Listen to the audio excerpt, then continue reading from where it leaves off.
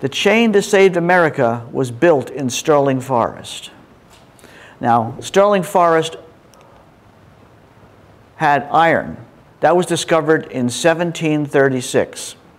Cornelius Board was hired by Lord Stirling to go to Sterling Forest and the local area and find anything that they could sell, precious metals. They knew there was lots of wood there, so they could harvest the wood. Now, when I first started the job, someone told me, the historian in the area told me that Cornelius Board was a genius. He was a geologist and he knew how to find precious metals. So I'm telling this story one time, in the back of the room, a lady raises a hand and she said, excuse me, Doc, Cornelius Board was my great-great-grandfather and he was a farmer. So then when I hear things like that, oh, and if you don't agree with something I say, let me know. Because I wasn't at Sterling or at the Revolution. But I do get clues, and I go out and start searching. So I did search Cornelius Board. I found out, yes, he was a farmer, but he was trying to get into politics, and that's how Lord Stirling found him. And Lord Stirling gave him a piece of magnetite, which is for iron, piece of copper, piece of gold. And Cornelius Board was a genius because he went to Sterling, walked all through the area. When he saw a Native American, said, "Seen any of this?" So he knew enough to go to the local people. Well, he discovered the iron in 1736. Now, after the Grenville erogena, everybody know about the Grenville erogena? Okay, when the tectonic plates were moving, South America, North America. South America collided with North America. And erogena is when one goes under the other. South America went underneath North America and caused this area to buckle and roll and made a mountain range. And then the cracks that were formed were filled with liquids, condensed, that formed and went into those cracks. In Sterling Forest area, those cracks were filled with iron ore. That mountain range went from Scotland all the way down east coast to Mexico. And it was the tallest mountain range ever, but it has eroded away. And now as it's eroded away, we have veins of magnetite sticking out of the ground. Now if you've ever hiked in Sterling Forest, you may come across that. And if you take a close look at it, it's crystals. It's not iron. It's iron ore. It has to be processed. If you were to take that piece and throw it on the ground really hard, it would shatter. So they would start harvesting this with picks, shovels, anything sharp and heavy enough to start chipping it away. And they would follow that vein into the ground. The veins in Sterling are at an angle like this. So they follow that down into the ground, and then they would put it in baskets and put it in wagons and bring it to a blacksmith. Now the blacksmith would take that raw piece of ore and he would have his assistant with bellows heat it up and he would beat it with a hammer. Any blacksmiths here? This is a job you would not want. The magnetite ore is 70% iron and 30% other minerals. Now if you've ever watched a blacksmith work, he hits and you see little sparks come out. That's called scoria. Can you imagine 30% of it? It must have been tough. Well, then they built a bloomery in 1738 in Sterling Forest. A bloomery is where you would have a stream and two water wheels, and you would have blooming fires, and you would take that piece of ore and heat it up in the bloom, and that chunk at the end of those long pliers would look like this. These are called blooms. It boils about 20% of the impurities out of it. Then that would be taken and they would have workmen with hammers and they would beat the rest of it out. And then that would be sold to blacksmiths. But it started a new industry in the area, charcoaling. You can't use wood for the fire, and they didn't have coal. because wood's got too much moisture and the fire won't get hot enough. So they started making charcoal. The way to make charcoal, you've heard of charcoal pits? Well, a pit is not a hole in the ground, it's a flat area. The misnomer is when they would build a charcoal pit, they would dig down 2 or 3 feet, take all the roots of plants and trees out, because if that was in the fire and heated, it would make a pipeline and bring air into the fire. It had to be pretty much airtight. So it was a flat area, probably about 30 feet across, and they would build a triangle of wood. Then they would take logs about so big, stack it up. Then they would put mulch on the top of it, and then cover it with dirt and light it. Now, any hikers who go to Sterling Forest in Harriman, you may see a half circle of stone, about so high. That would have been the back wall of the collier's house. This was facing northwest. Here are 2 colliers. Each of them would be doing a 12-hour shift. Look at the forest behind them.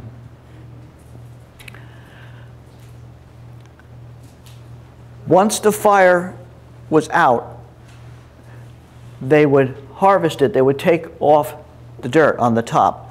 They would burn about almost 2 weeks. And then when they lit them, they would have 10 to 12 of these charcoal pits. And the colliers would walk it 24/7, stamping on it. Because the pile, as it burned, would slowly come down. And if it opened up, air would get in. You have a big fire and you couldn't put it out, and they would lose their charcoal. They say most colliers are burned to the knee. They would take the charcoal, once it's out, put it into baskets, put it on horses, mules, wagons, men's backs, whatever they could do to get it to the bloomery. Here is the charcoal at the bloomery, which goes into the fires. I just love this guy. He had to be the boss. Now, they're selling iron, and it's 95% free of impurities. So the blacksmith would love that piece. I would think I would have loved to have been a blacksmith. If I was born 200 years ago, it had to be a very rewarding, tiring job. But everything that they made, they would have a tool just to make each product. Big business was making that metal rim around the wagon wheels. That was the form. So they would take the iron, heat it, and work it. And the magnetite is pretty much like clay. If you ever worked a piece of clay in your hand and you keep doing it, it gets longer and longer. Well, think about working a piece of iron and making the hoop for the wheel. In 1750, English petitioned the colonies to make pig iron. England had lots of iron in the north, but no charcoal. You needed trees for charcoal. There were no trees in England at that time period. So they asked the colonies if they would oblige England and build blast furnaces and then make pig iron. Pig iron is bars of iron, and send it to England. So they started building blast furnaces. Here's a typical blast furnace. You have a charging bridge. This is the crucible, kind of shaped like a pear. You would drop everything in the top. You would put charcoal, limestone, and magnetite. The limestone is a fluxing agent. If you've ever soldered anything, if you heat the solder, it beads like little pearls. You add flux, it flows like water. So the limestone would melt first, and then the magnetite would melt, and it would combine, and it would flow all the way down to the bottom of the furnace. Everything loaded from the top. They had a sluice running a water wheel with bellows to keep the fire going. There were 2 ports. The higher port they would open, and this was called slag. That was liquid rock that would come out, and that was garbage. As soon as iron would come out of that port, they would close it, and then they made this line in the sand, and that was called the sow. And you would feed the sow with liquid iron, and off of the sow you would have piglets. And that's how it got its name, pig iron, from the sow. Each of these pigs had to be the exact length. Now, they pig looks kind of like this because you've cast that into the sand. So it had to be the exact length, but it could be different, wider, thicker. And the reason for that is so it would fit in the hulls of the British ships. So all the pig iron was being sent to England. The first blast furnace of Sterling Forest was built in 1751. This is the foot of Sterling Lake. And here is furnace number 1. Oh, and here's a lime kiln. Notice the water wheel is here, and this is the casting room. New rules now come down from England. Nothing is to be made from the iron in the colonies. You will send all of the iron to England, and they will make products and sell it back to us. That might cause a revolution.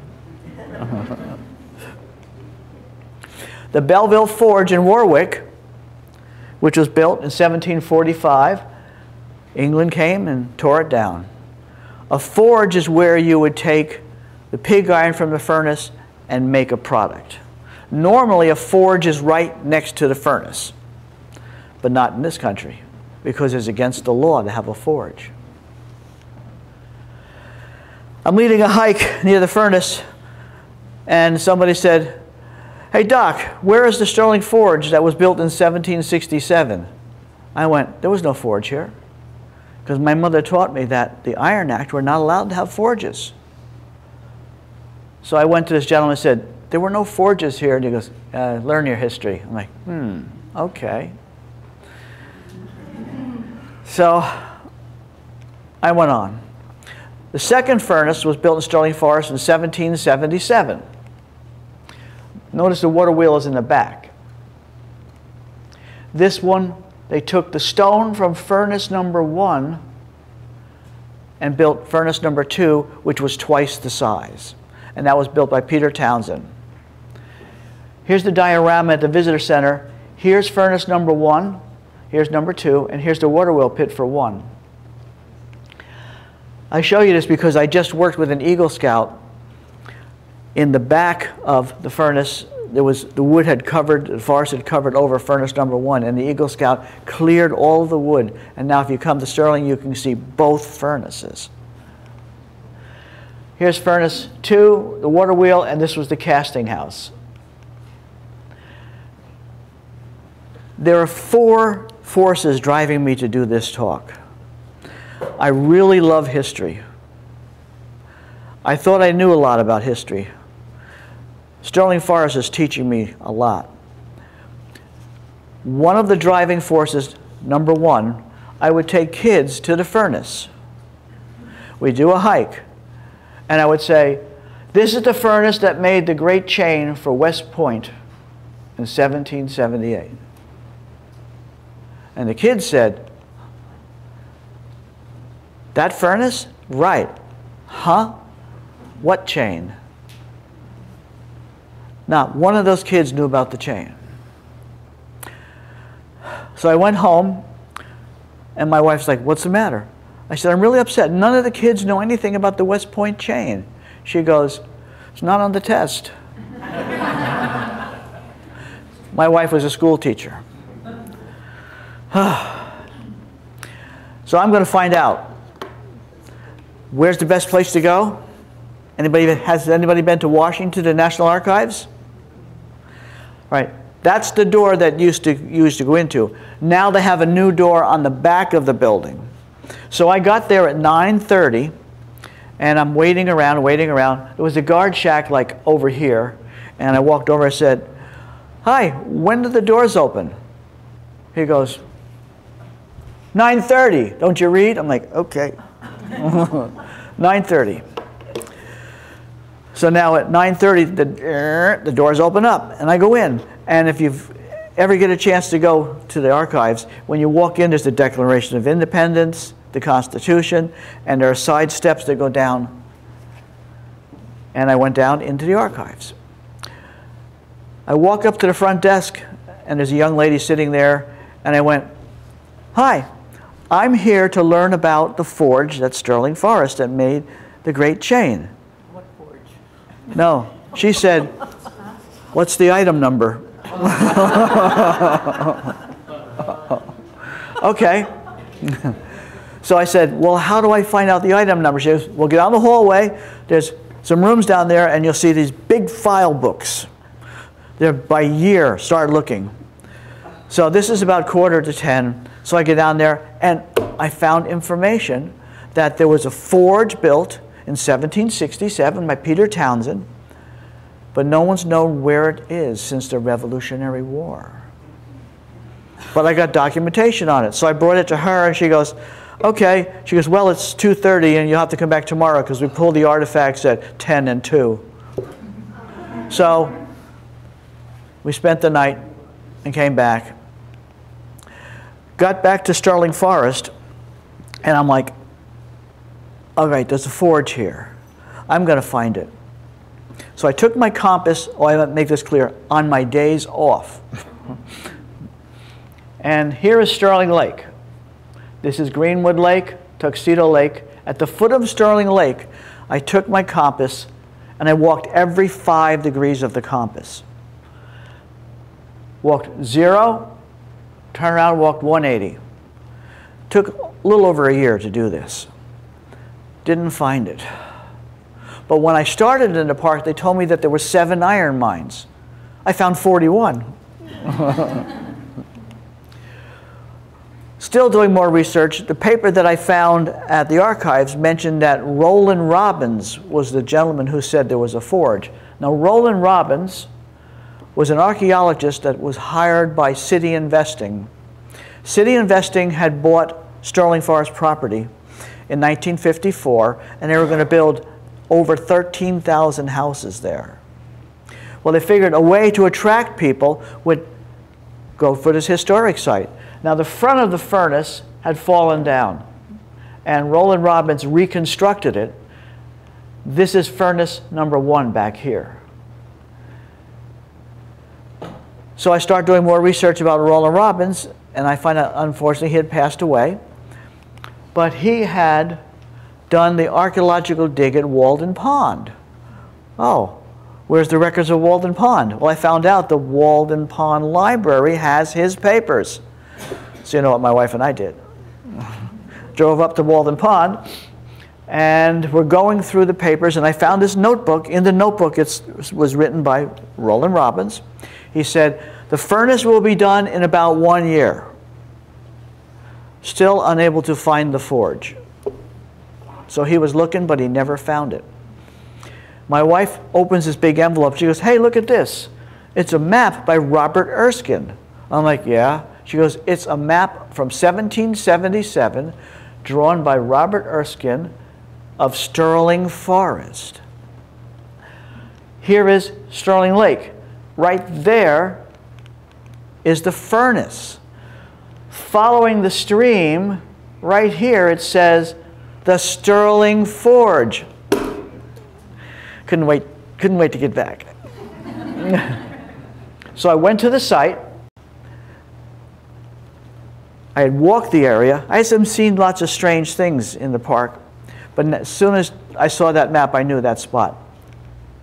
I went to it, and there's a pile of rocks here and a pile of rocks here, and there's a stream. But I noticed this weird, there's a log sticking out, and there's a log here, a log here, a log here, a log here.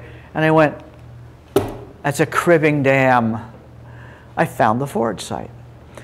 When they wanted to build a dam in the old days, they would put 2 rectangles, fill them with rocks, put angles, put rocks behind it, and that was a dam. Today, it looks like this. There's the pile of rocks, and this was the dam at the forge. So I start looking around the site, and I see this. That's a piece of metal sticking out of the water about this big. I go over to it, and I try to move it, and it's very heavy. So I went back to the park, and I said to the park manager, I think I found the forge, and I found this really strange piece of metal. Can we dig it up? He went, no. I'm like, why not? He goes, we can't, because if you start finding things and there's no way to protect them, the looters will come in. So we don't want to take a chance. So he says, don't tell anyone. So hunting season comes along. Now in Sterling, you can hike in the park, but you have to stay on a marked trail. That's the rule. Hunting season, hunters can go anywhere they want. So I said, you know, we might have a problem if a hunter sees that. He goes, oh, there's no problem. But then we found people were breaking into the abandoned houses and stealing the piping. So I said, can't I just see what it is? He goes, all right. So I went back and I dug it up and look what I found. Anybody know what that is? That's a gudgeon. You don't know what a gudgeon is? Oh, come on. I definitely found the Sterling Forge, and that was in 2008. The gudgeon would be this piece right here. If you took a log about so big, cut an X into it, there's the gudgeon. So if you were building a water wheel, there's your gudgeon. Every water wheel would have 2 gudgeons. I convinced them that we need to put this at the Sterling Forest Visitor Center. So here she sits now. If you would go to Sterling Forest, outside of the gift shop sits the gudgeon. And also an ore car, but that's another talk. One day I'm sitting at the front counter, which is kind of like over this way down the hall, and 2 gentlemen walk in. I mean, a gentleman and his wife, 2 kids, and I hear them talking, and they're speaking in an English accent. So all of a sudden I hear this gentleman say, look at the gudgeon. And I'm like, how did he know it was a gudgeon? So I come up and I go over to him and said, excuse me. I said, you called that a gudgeon? He goes, yes. I said, how did you know that? He goes, I'm a blacksmith. Oh. I said, oh. He goes, where did you get that English gudgeon? I said, English gudgeon? He goes, yes, it's made in England. I said, how do you know that? He goes, the style of head on it is English. I had to control myself. I didn't want to laugh because Peter Townsend was making iron, pig iron for England, shipping it to iron, and secretly he had a forge. And at the forge, he was making products, but in order to build the forge, he bought gudgeons from England, brought them here, and made the great chain, which was supposed to keep the English out. But I didn't laugh at him. He was very nice. Now I have to learn more about gudgeons and forges. Anybody ever been to Saugus Works? That's up in Massachusetts. It's northwest of Boston. And it was the second place that a blast furnace was built in the colonies. First was Jamestown, this was second. And what's cool is, Roland Robbins is the archaeologist that went there, did it, discovered the furnace, and rebuilt it. And that was built in 1647. Also, right next to it, he built a forge. Well, he reconstructed the forge from the archaeological facts. So the furnace would make pig iron. The pig iron would be taken to a forge. At the forge, there's a water wheel out here running this shaft, and these cams are picking up this trip hammer, and this 900-pound hammer is coming up and down. And you would take the pig, put it in the fire, heat it up, and shape it. If you were going to make a great chain, you would leave it square, but you would make it square and always leave the end so that those giant pliers could hold it. Then eventually you would work out shafts, depending on what the order was or what you wanted to make.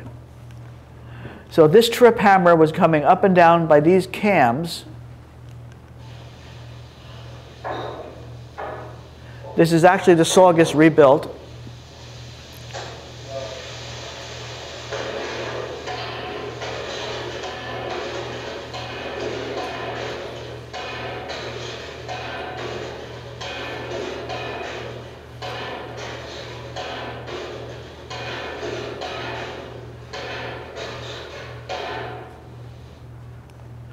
Now, you would have a gentleman there, a forger, with those pliers holding that pig while this thing is coming up and down on it. You'd be moving it back and forth, shaping it. So you would take that pig shaped like this and make it square.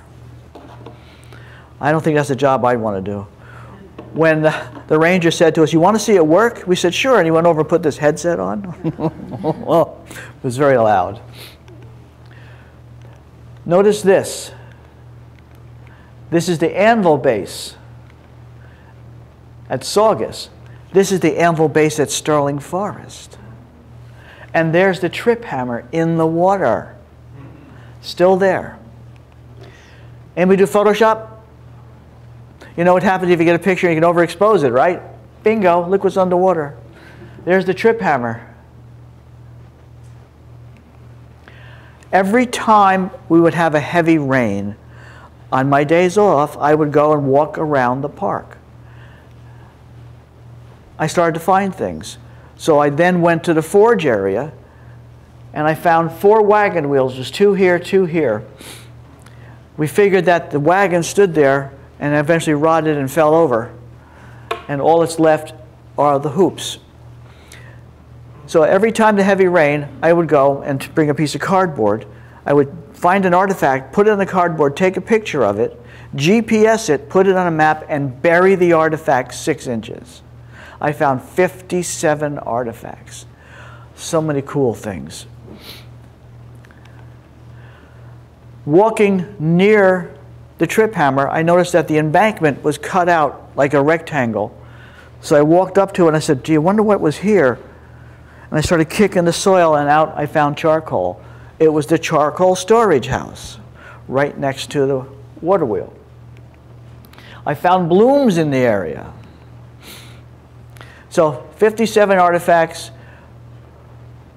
Then we found people there with metal detectors. So I went out and dug all the artifacts up, and they are now in the archive room at the visitor center at Sterling Forest. The only thing we didn't get was the wagon hoops. They got those. But we have all the rest. Now, a forge fire has bellows run by a water wheel heating the forge. This is shaped kind of like a big giant salad bowl. It's square but rounded at the bottom. One of the clues that I was taught by Ed Lennick. Ed Lennick is an archaeologist in New Jersey. He said, "Well, if you think there's a forge there, look for the skulls." And I'm like, "What?"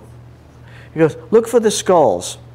What happens is the pig is being held in here and heated. Little pieces of it will fall off, work its way to the bottom as liquid iron, and then start to make a puddle. When that puddle raises of liquid iron to block the nozzles of the bellows, you have to put the fire out, clean it out, and you throw that piece of iron out, and that was called a skull." Here's a skull, the flat top, and turn it over. It's rounded, and there's where the nozzles were. So we found 7 forges so far by looking for skulls. They didn't use that because they were so busy making everything else that was just a waste product. In the stream, we found pieces of pigs. We found 3 cooling stones. That's a stone about 4 foot long. Say you have the pig in the fire, right? You're heating it up. And you take it out of the fire, and it goes, you left it in there too long. So you would throw it down on the cooling stone till it came to temperature. Then you would pick it up and work it. I keep learning new things. Anybody ever hear of the Charlotteburg furnace track? Okay, in New Jersey on Route 23, the English had built a little town called Charlottesburg after Queen Charlotte. And they built forges because they were now making their own pig iron and sending to England. So Charlotteburg, Ringwood Manor, Long Pond Iron Works were all run by the English. But what I noticed about this sign, it said Robert Erskine. Remember that map? Well, Robert Erskine was brought over from Scotland by the British to run Ringwood, Long Pond, and Charlottesburg. And this was built 2 years before the Sterling Forge. I'm like, huh. By that time, Robert Erskine had turned coat, so to speak. He was still working for the English, but he was also working for the colony.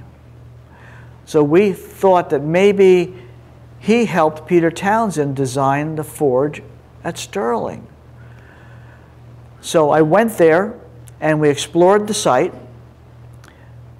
And the way we found the site was, I called Ed Lennick and I asked him, do you know anything about Charlotteburg? And he goes, oh yeah, I did an archaeological dig there in 1974. Okay, so he gave me his documents, and while at the site, I started to compare what he showed me. Here is a forge building. There's 2 streams inside. Here's the steps and the walkway to get in.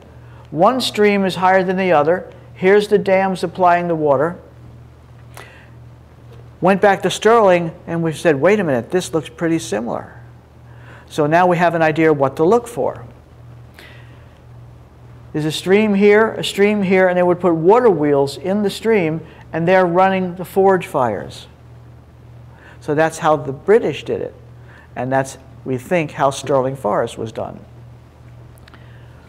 Why was the chain needed? Help is needed in 1778. There's our flag of that time period. The English wanted to attack the New England colonies from the Atlantic Ocean. They would bring in large cannons, supplies, troops with small arms. Then they wanted to come down the Hudson River from Montreal, from the Great Lakes, but they couldn't bring in the large cannons and very few supplies. So they wanted the British ships to come in with large supplies and come up the Hudson River. Well, George Washington knew that if the British were to attack the New England colonies, it'd be done. That was the key. But the Hudson River was the channel for the British to do that. If they could have taken control of the Hudson River, we'd be speaking English. Do thou understandest how I speaketh? Well, George knew we had to stop that. First they did Fort Montgomery, and they put a chain to Fort Montgomery. But the British came from the land and attacked. That chain was 1.5 inches by 1.5 inches. The British captured that chain and took that chain and used it at Gibraltar for defense. Well, George said, we have to do something. He asked Peter Townsend if he would make a great chain to go across the river at West Point. They signed an agreement. This is an actual copy of the agreement. And here's Peter Townsend's signature. And in this agreement, gives him instructions of what he wants him to do, how he wants him to do it. All the iron is to come from Sterling Forest, because Sterling Forest had the strongest iron in the colonies. And he was instructed to have 17 forge fires in action. 7 at forging and 10 at welding. But the idea was they would take the trip hammer, make the pig square. We'll go to a forge and they would make it like a link. Leave it open. So the link would come like this and be open. Those links were made at the forge to 7 forging fires. The 10 welding fires, they would take the chain, hook another link into it, and weld it shut. Next fire, hook a link, weld it shut. So at the end, they would have 10 links with the last link open. That night, they left Peter Townsend's house, who lived in Chester, New Jersey, and went to the forge site and started working. They worked around the clock from February to April to make the chain. And all of the iron came from Sterling. 1750, the Sterling mine was discovered. Here is the furnace, and here is the mine, less than 1,000 feet from the furnace. This hoist went into the ground here. This is a more modern shot because the mine did last a while, but this is the A-frame where they would have hoists, and there's a log here and a log here, and all that's left today is those 2 logs, and right here is the mine, and water comes out of it all day long because the mine goes underneath Sterling Lake. The second mine that they used was the Long Mine, which was discovered in 1761, and that's up there. And the reason they used those two mines is they both had the strongest iron. Here's the long mine. It goes down about 350 feet, but the bottom is flooded. But just on top of the flooding, there's a lateral shaft about 1,000 feet long. And this is where they dug the ore out, and this is the tailings, the waste rock. So here you can see still some of the iron. I used to go in there every year with the DEC to count bats. I would advise people, do not go in iron mines or any mines unless you've been trained. They're very dangerous. And the big problem that we have in Sterling is people are killing our bats. We have clubs that are like the Mine Explorer clubs. They'll go in 3 or 4 mines in a day, and the white nose disease is killing our bats. Well, they would go one mine, then go to the next mine. So they do 3 or 4 mines in a day. We went in mines and we wore a Tyvek suit and changed our suit for every mine. Because you went from one mine, you're spreading the disease from the guano to the next. And also it's very dangerous. Because frost heave starts to tear the rocks loose, and you could go in there and touch it and it might fall on you. Don't go in. But in this mine, I turned around and I said, oh, look, some of the miners are still there. Ooh. But can you imagine what life was like at that time period? It's against the law to make anything. And here's Peter Townsend, got all these mines going. He's got the forge, and he's making a chain for the Continental Army. Who do you hire? You know, he's making pig iron to go to England. So I would think that he's got all this pig iron made and sends us, all right, everybody, take it over to the river. And he goes to a secret crew, hey, you guys, come on. And make some pigs and send it to the forge. The iron was moved by oxen, and then when he's making the chain, they would need another pair of oxen. Any of you ever hear of Seven Lakes Road, Seven Lakes Drive in Sterling Forge, in Harriman? Well, Peter Townsend and Hawkshurst built that road. They went over the mountain towards Bear Mountain, and it took them almost 2 weeks with these wagons. And then they had a problem. It snowed 4 feet. So then they had to ship it by sledge. So they put the 10 links and used oxen sledges. But this time they went inland, which was a longer route, but much easier because it was flat land. And they started shipping the chain to the Brewster Forge. Here is Sterling Lake, Greenwood Lake, Tuxedo. They took the chain the left side of Sterling Lake through Dutch Hollow, from Dutch Hollow to Trout Brook, which is now called Lakes Road, from Lakes Road to Bull Road, which is now called LaRue, and they overnighted at Peter Townsend's house. The next morning they took off and they went up Kings Highway, which is called Route 94, to Washingtonville. From Washingtonville they went to the Brewster Forge, right near the Hudson. And the Brewster Forge was a very small forge, and they took the 10 link sections, hooked them together, welded that link shut. Then they had 20 links. Then they would take the next 10, and they kept adding 10, 10, 10, and they would put them on logs and float them down the river to West Point. Here's number 2 that's driving me to do this talk. The Brewster Ford sign was stolen. Why? What are you going to do with it? Scrap metal? I hope not. But they did not touch the plaque from the Daughters of the Revolution. That still sits there. Put in 1901. Here's Mr. Brewster's house. Here is the stream called Munda. Water wheel sat about right here, and the forge was right here.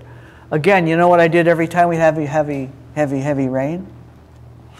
I went there with my piece of cardboard and took pictures. I found 42 artifacts. But here's number 3 that got me. Remember Irene? Yeah. Things change. Here is the forge site. Knox's headquarters is over here. And this is Forge Road. The forge sat right there.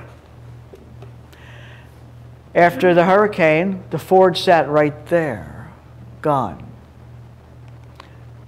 All I can find now are these two pieces of wood sticking out of the embankment. And we did find the anvil laying in the water. That anvil was moved, but look at the highway. And the forge was right over there. So here's where the forge was. Here's how it looks today. The forge was here. The Townsend House, which was a worker and a blacksmith, they took the anvil base and put it in a museum for the public to see.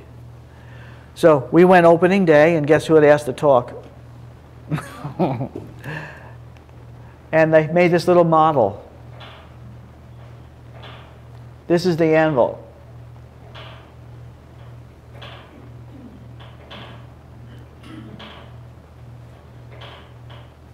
So if you ever get to the Townsend House, you can see that. Then they took the chain, which they floated on rafts, down to the river, out the Munda, and floated it down to West Point. From around the bend and West Point. Here's how she looks today. That's Constitution Island. This is a natural blockage for ships. If a frigate came up, it could not make two 90-degree turns. You have to go, You cannot do that. That's too short a distance. So what they would do is stop about right there, tack, drop all their sails, launch two longboats, and they would row the boat, the ship, around that S-turn. Only way to do it. At ebb tide. During tidal action, if you turned in there, you'd be smashed into this side or this side, depending on which way the water's moving. So that's where they put the chain. Anchored on West Point side and Constitution. Then they built Fort Putnam. Actually, they built 15 forts. Here's the chain and 15 forts. Now, they learned from Fort Montgomery. They have forts facing out and the river, so if the British were to attack from the land, they could defend themselves.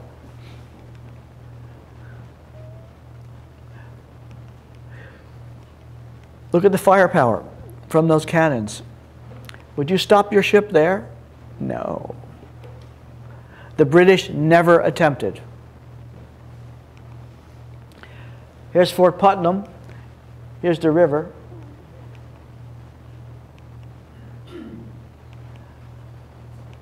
You wouldn't take the chance.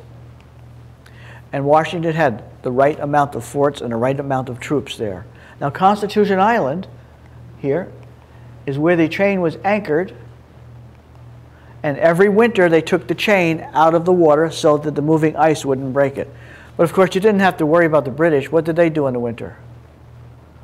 They went to New York and sat down. That was it.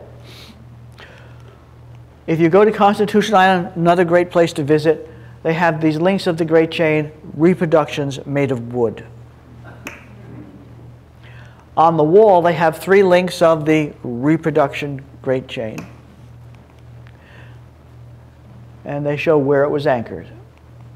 This is Chain Cove over at West Point, and that's where the chain was anchored.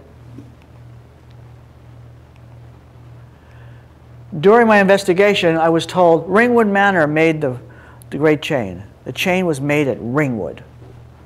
What? No. Well, more research goes on, and I find out that when they put the chain across the river at Fort Montgomery, they made a chain at Ringwood as a boom chain to go in front of it. But the British attacked. So they kept the chain, and then when the West Point chain was put in, the one made at Sterling, they put it in front of it. So yeah, they made a chain at West Point, but not the Great Chain. That chain was 1.5 inches. This is average 2 1/4. How big were the links? We don't really know. We know that it was 1,500 feet long, but we don't know how many links were made. To find out more information, we went up to Trophy Point at West Point where they have links of the chain. But I was told, oh, there's 16 links, there's 15 links, there's 13 links, there's 10 links. So my wife and I jumped in the car, went to West Point, and we measured every link. Link 1 measurement, the links were 29, 31, 29, 30, 34, 36, 33, 36, 31, 19. So depending on what iron they had left to cast, that's what they did. Because a 3-foot link took about a 9-foot piece of iron, because you have to go like this. So we don't know how many links, but we do know 1,500 feet. And there are 13 links, one for each of the colonies. So now look at these links. Notice how it's smaller and larger here. So it's kind of like this. And it's dented everywhere. This is a trip hammer link. Remember that. These links were made by a trip hammer. So here are the 13 links, one for each of the colonies. And 2 swivels. Fort Montgomery chain broke 2 times in tidal action. You got logs in the water, got the chain across it. Big tide or wave comes, takes the logs and turns them over. The second time it turns them over, snap, the chain breaks. When Captain Macham designed this chain, he put swivels in it so those logs could spin in the water. And also clevises. You could take that cotter pin out, pull that rod out, open the chain, and let your friendly troops come through. And here's how she looks up at West Point, Trophy Point. Here's the great chain mystery. I heard so many weird things doing this research. Everybody's got a different story. Roscoe Smith in Monroe. He started this little company called Orange and Rockland, making electricity for everyone. But he was a collector of artifacts. In his yard, he had the Great Chain. He donated his collection to Museum Village. If you ever get a chance to go to Museum Village, you go through the main gate and look. There are links of the Great Chain, are they? Do they look trip hammer made? Ringwood Manor. They boast about having links of the Great Chain. Look at that. Every link is exactly 46 inches long. Every single link the same length. And each link weighs 300 pounds. Look at the way they are. Not trip-rooted. Think about toothpaste. Take the cap off your toothpaste, hold your toothbrush. Look at the toothpaste on the brush. Look at the hole in. It's the exact same. You just extruded toothpaste. They learned how to extrude liquid iron. And that's how that chain was made. I'm not very popular at those 2 sites right now. They bought those chain links from Westminster Abbey. John Abbey owned a military surplus store in New York City. He went to the Brooklyn Navy Yard and purchased this big pile of chain links, brought it back to his store, and a year later changed his name to Westminster. So now you could go to Westminster Abbey and buy links of the Great Chain. Now here Mr. Abram Hewitt from Ringwood bought those links from Mr. Abbey. Here's the chain mystery. Connecticut Historic Society has 1 link of the Great Chain. What do you think? Yeah. Trip hammer made, welded, that is the Great Chain. Worcester Historic Museum. They have 1 link of the Great Chain. They do. Washington's headquarters in Morristown. They have one link of the great chain. They do.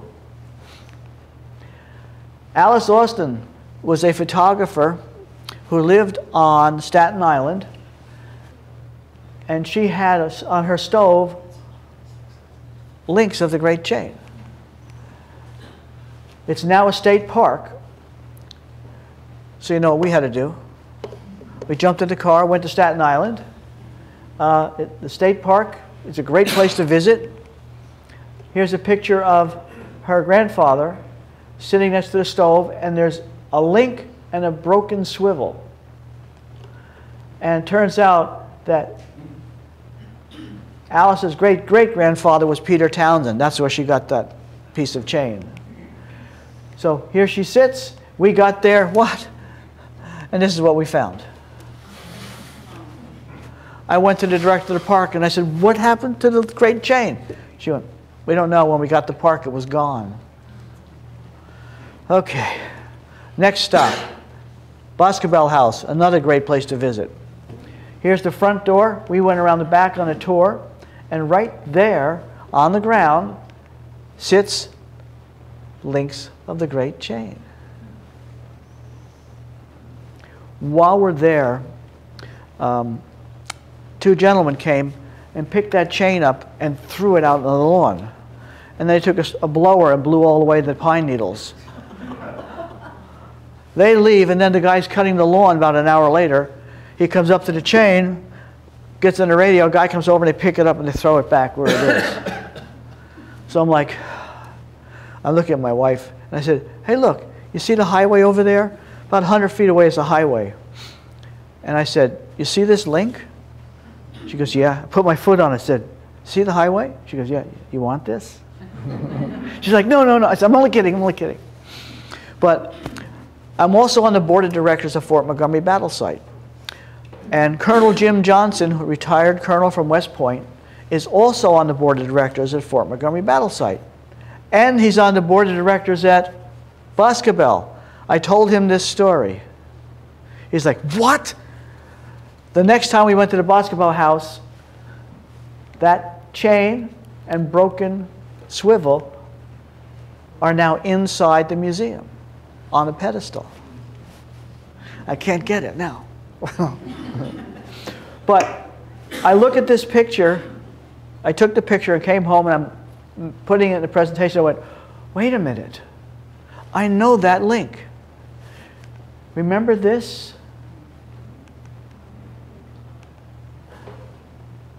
So back to the computer. Start doing research. I found where Alice and Austin's house records are. I go there in Staten Island. Going through her papers, she donated it to the Boscobel house. So now we know where it came from. At the Redwood Library in Newport, I found this picture taken in 1986 of a swivel and links. So you know what we had to do, right? We drove up to the Redwood Library, which was the first library in the colonies, 1747. We go up to the front, we start walking around the building because I want to see where that is. Walk around the building, no chain. But there's a statue of George Washington. We walk around the whole building, no chain. I went into the library and asked the young lady at the front desk, I said, where's the West Point chain? She goes, what? What chain? I said, the chain that's supposed to be, I showed her the picture. She goes, oh, that's not here. I'm like, well, where is it? Well, the director's not here today. It was Sunday. But I'll have her call you. Give me your number. So we went home from Newport. The next day, I get a phone call in the afternoon, and she says, oh, the chain. Well, I'll tell you about it, but first, I said, well, what should I know? She goes, she gave me a website to look at, more research. And I found this picture, taken in 1970. There's George in front of the building. Look over there. The chain. They moved George to the side of the building. The chain was in front. Notice one hole is higher than the other. I found this picture online. One hole is higher than the other. One hole is higher than the other. So that is where the chain was. And I said, well, what happened to the chain? She goes, well, the gardeners hated it because every time they had to cut the lawn and the brush, they had to move the chain. So we loaned it to the artillery company in Newport in 2005. You know what comes next, right? We drove up to Newport the next day. We should have called and found out that it's closed. But we got there. And if you're into military stuff, history, this is the best, the greatest museum I've ever seen. They have relics from both sides of every war that we've been in. The artillery company in Newport. These two cannons were made by Paul Revere. So they would have the British, English, every artifact is great. So if you ever get a chance to go visit, and look right there. There's that swivel with the links. I asked if I could straighten it out. They said, okay, so I did this so you can see that it's a swivel. And up here, here's what happened is we called the colonel, we found his name on the building, and he volunteered. 2 hours later, he showed up. And there's my brave wife. When we got married, we did our honeymoon at the National Archives. She says I owe her. I do. I do. She's great. So if you ever get a chance to go up there, there's the chain. And right here was a piece of paper that talked about that chain being from Fort Montgomery. That now has been changed too. So if you go in, this talks about the Great Chain at West Point. And she sits on the floor. Washington Monument in Methuen, Mass. Washington's Monument, and in front of it is a Great Chain. Uh-oh. What do you think? No. Now I've seen this article since my visit that it's mistakenly thought. Chicago Historic Society. They have an article about a Great Chain in the paper. And here they're talking about the chain made it by Abel Noble.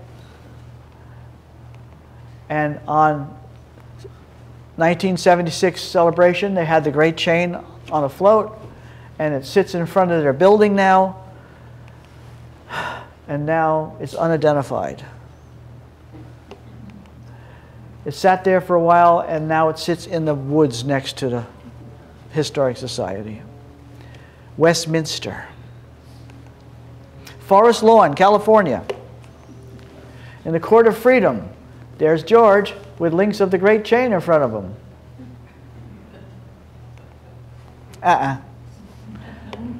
And they have a plaque. Let me change the color so you can read it. And it talks about the chain used in 1776 strung across the river at Fort Montgomery. 2 mistakes. Westminster. A Dr. Mullen collection, he found this at an antique shop. It's a clevis, and he had the iron tested, and it is a clevis of the Great Chain. The Buffalo and Erie County Historical Society has a link of the Great Chain. I haven't visited them yet, but 2 links were found. One is at the American Chain and Cable Company, and Mr. Davis of Danbury, Connecticut, each have a link. Smithsonian Institute. They have 4 links of the Great Chain. They had a display about iron and steel, and they had these links out there. We went there, and they're not there anymore. I said, what happened to those links? And they were like, well, we've got them in storage. I said, can I see them? No. Westminster. The Townsend House in Oyster Bay. This is where Peter Townsend grew up. His father bought the Ryman House from these people, and the British used the house during the Revolutionary War as headquarters. But by that time, Peter Townsend had moved to Sterling as an ironmaster, and they allowed the Townsend family to stay in the house as long as they would serve the British. And that's how the Townsend spy ring started. Listen to what everybody said, and they got the information to Peter, who spoke to Washington. Another great book. There's 2 good books on that. In their backyard, they have 2 links of the Great Chain. Well, after my visit, this article appeared. Supposed links. The sign is now gone, but the links are still there. Westminster. This is my favorite. Anybody here from the Coast Guard? I'll find one of you guys one day. Coast Guard Museum has links of the Great Chain. So we took a trip there. Great museum. If you ever get a chance to go visit it, another great museum.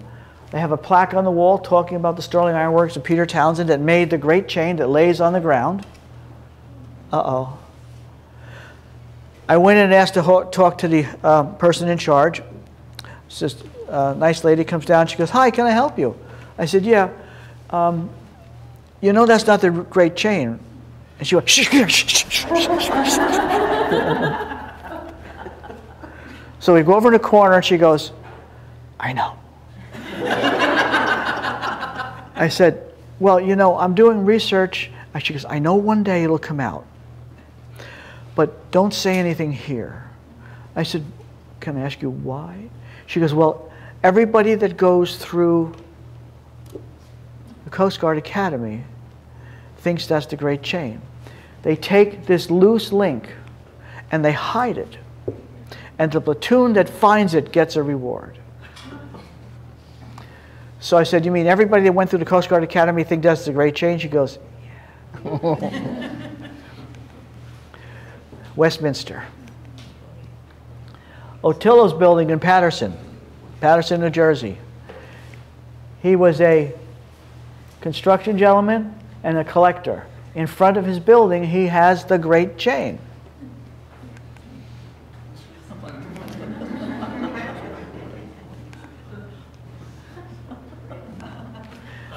I went, I know where this came from. Remember the mothball fleet? Well, how did the anchors get hooked to the ships? With chains. Look at that. At the plaque to celebrate the mothball fleet here on the ground, they have links of a chain. I cleared all the grass away from it, and every link looks just like that house. And each one is the same length. Not Westminster. Statue of Liberty. I heard that there were 3 links at the statue. And there's an article from 1949 that talks about a British ship coming to the statue to see 3 links of the Great Chain. And they were going to honor it because of how it protected the Hudson River. Gone. Nobody knows about it. There's no history of it at all. Just those 2 articles. West Point Museum. The Revolutionary War section is in here. So if you go in the front door, you make the right. I did this lecture for them, I guess it's 2 years ago. And after the lecture, we went into the hall, and here are links of the Great Chain.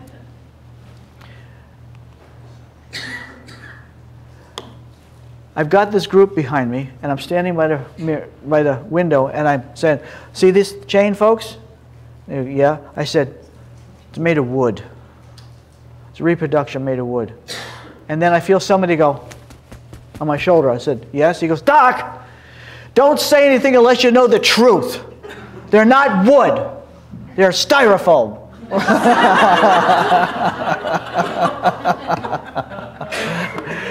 And then he told me the story when they set the case up.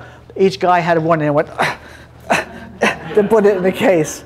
He was cool. He was cool. Fort Putnam. Another great place to visit. This is a museum in the fort. And they have links of the Great Chain reproductions. West Point, looking up at Bannerman's Island. Here's Bannerman's.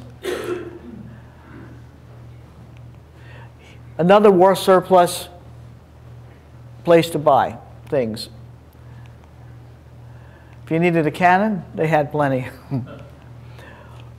Mr. Bannerman bought links of the great chain from Westminster Abbey. And he took the links from Westminster and he cut them into paperweights. And you could buy a paperweight with a shot on top of it to put on your papers from the West Point Great Chain. Turns out Westminster Abbey, the chain was made in Wales. Not for that war. Different war, Civil War. But you can't blame Westminster. There was also another guy selling the Brooklyn Bridge. I think he sold that to 3 people. The boom chain, Townsend chain, the boom chain. I found this paper. Let me lighten it so you can see it. And Robert Erskine from Ringwood sold it to the government, and Thomas Macham received it. He did make the boom chain. In 1855, a Bishop Floating Derrick was trying to find an anchor right off of West Point, and he pulled out of the water pieces of the boom chain. At the end of the war, they took the chain, the great chain, and were going to cut it up and sell it as waste or sell it to furnaces. Instead, they saved it. The boom chain, they cut it and just let it drop to the bottom because the logs had been waterlogged and just let it go. So the Derrick raised this, and they said, no, no, no, you can't take that. So now if you want to see the boom chain, you can go to Washington's headquarters in Newburgh. And this is the boom chain, and those links are 1.5 inches by 1.5 inches. Bear Mountain Inn boasted about having links of the great chain. Uh-oh. Boom, boom, chain. Fort Montgomery, when they first opened up, they had 2 links of the Fort Montgomery chain. Park manager realized that they were the boom chain, and they, oops, did find a link of the Fort Montgomery chain. What happened to the great chain? They sent 30 tons of it in 1829 to Governor's Island. What for? Well, we jumped in the car, you know where we went. Governor's Island, they have no record of it. Nobody knows. So we're still hunting that section.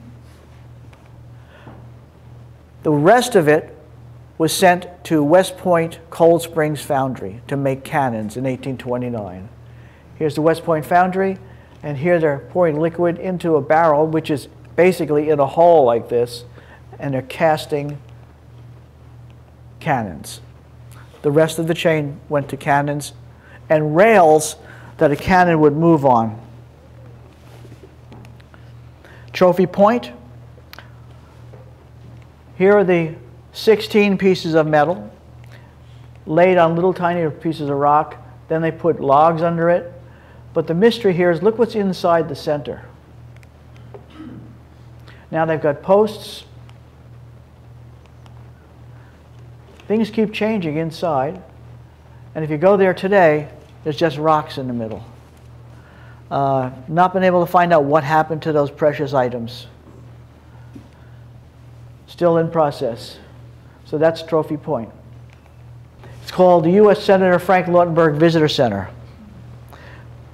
Many people said, why is that after a New Jersey senator? This is in New York State.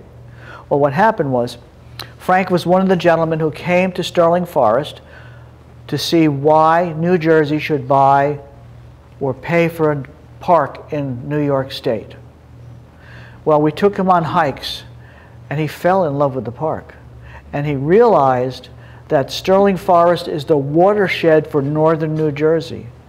If city investing put in 13,500 houses, what would the water be like going to New Jersey? Because northern New Jersey is fed from Sterling Forest. So he voted yes, make it a park. And New Jersey did donate money. When it came time to build a visitor center, Frank donated the money to build a visitor center. He owned a little company called ADP. I remember talking to him. I said, "You own ADP?" He goes, "Well, yeah, I still own it, but now I'm in the government." I said, "Why did you go into the government?" He goes, "I wanted to have fun."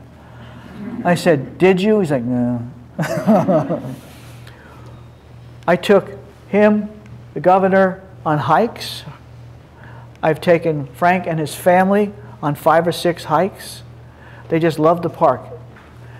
And they planted trees. So if you go behind the visitor center on the left side is all the Lautenberg trees. Without him, we would not have had Sterling Forest. He helped us get it and helped build the visitor center. Here's number 4, the last one of the 4 things driving me to do this and share this talk. Anybody been to the Albany Library Museum?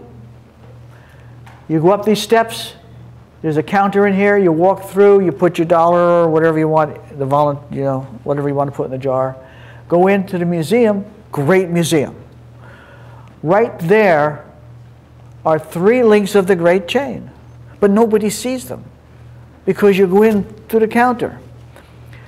Frank had made a deal when he built the visitor center, those links were coming to the visitor center because that's where they were made. Those links belong in the Sterling Forest Visitor Center. Opening day, 2003. Lots of speeches. Frank cuts the ribbon. We all go inside. I look over at Frank, and he doesn't look very happy, so I stayed away from him. I'm walking around the whole visitor center looking for the links. I can't find them. So when Frank was alone, I said, "Frank, where's the links?" I can't really repeat exactly what he said, but he said they changed their mind. So he could build a visitor center and they're keeping the links. We want to bring the chain home. That chain belongs in Sterling Forest where it was made so that everybody can come see it. 2016, park management finally came to the Forge. I kept asking and asking and kept getting delayed and delayed. Remember I found it in 2008? So we wanted to open a trail up and start sharing the site with everybody. This is Mike, the new park manager. This is the assistant director of the parks, and these are archaeologists. They came to the site and they said, "Yeah, what makes you think you found the Forge?" I said, "Well," he goes, "No, Roland Robbins couldn't find it, and our archaeological crew, when we got the park, couldn't find it. What makes you think you found it?" I said, "Get in the car." We went to the site, and they were like, "Yep, you found it. Very cool, very cool." I said, "Can we get a permit to do an archaeological dig here?" And they were like, "Well, we'll contact you by email." So, but later that day, the assistant director sent me an email and said, "You now have permission to lead hikes there. But as far as an archaeological dig, you need to get a permit. So you need to apply for that after you do a GIS survey map." So the Friends of Sterling Forest paid to get a GIS survey map. And on that map, we marked every one of the 57 artifacts, marked everything that we found. And we were issued an archaeological permit in 2018, 2 years later. And here's the permit, and there it is, 2018. So after we did the GIS survey map, it still took 2 years. Paperwork moves very slow. Once we got the permit, we did this. Anybody know what that is? Look close at that drone. What do you see? A camera and an infrared camera. On a hot day, at the end of the day, everything will cool off except the pieces of iron will stay warm. Look what we found. a forge, a forge, a forge, a forge, a forge, a forge, a forge, a forge, a forge, a forge, a forge. Of the 17, we actually were able to unearth 7 of them. Here is the first forge dig. Artifacts, waste. We found a skull. We found a floorboard. Now the wood, say this is a forge, be bigger, but forge, and it's in a wooden building. As we're cooking or heating, little pieces of iron fall out, coats the floor. The wood is not like this, it's like this because of the weight. So they would scrape those pieces of iron up, and this is what it would look like. That's the floor side, and if you turn it over, it would look like that. So that proves that that was the forge site. Here's the hole now, because starting in August, it started raining. We still had another foot to go, but we had to stop. This is a forge. See these squares? This square? That's a forge. And these are skulls. Remember this rock. Oh, there's that rock. The forge is here. Here's the stream looking up towards the dam. The dam is here. Here's the cooling stone on the way to the dam. Here's how it looks today. We had to stop digging at the end of August. Our permit has run out as of December 31st. We've reapplied, but we're waiting for them to approve it. But we're really not upset right now because we can't do anything. It's under 2 feet of water. But once we get established, we want to build a trail, and we want to start doing educational hikes and tours.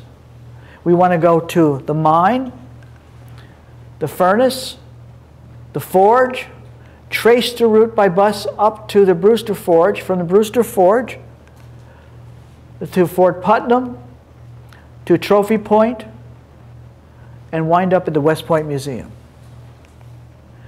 We think that the history of this country was born there. That chain cut the Revolutionary War in half. It prevented the British from squashing the New England colonies, and they went south. It's just an amazing thing that nobody knows about. So if you ever get a chance, go online, look at the Friends of Sterling Forest on Facebook. When you go there, look at calendar, or go to friendsofsterlingforest.org, look at calendar. We do a hike or a lecture every Sunday. We don't charge, it's all volunteer. So if you get a chance, tell everybody about the Great Chain, because again, that chain cut the war in half, and this area, both sides of the river, were born. And that's how this country was founded. And thanks for listening.